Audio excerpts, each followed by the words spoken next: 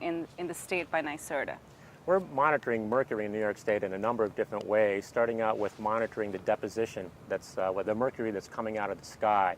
We fund the 2 mercury deposition monitoring networks in New York State. One's in the Catskills and one's in the Adirondacks. But mercury has different forms. We're also funding a project that's looking at mercury in its gaseous state as well as in particulate state.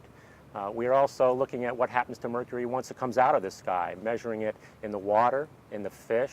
We're funding an increased effort by the New York State Department of Environmental Conservation to boost their monitoring of fish in state waters from about 5 waters a year up to about 40 waters a year.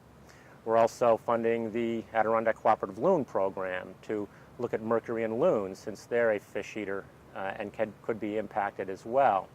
We're doing some modeling projects as well, computer modeling, so we can actually use atmospheric models to look at mercury from its source, follow it as it's moving through the air, and follow it to its point of deposition, so we can learn more about the fate and transport of mercury, and that can help us predict what the impact would be of any emission reduction strategies that are employed.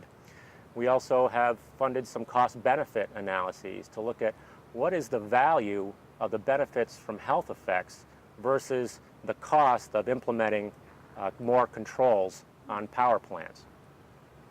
I think that's it for that question.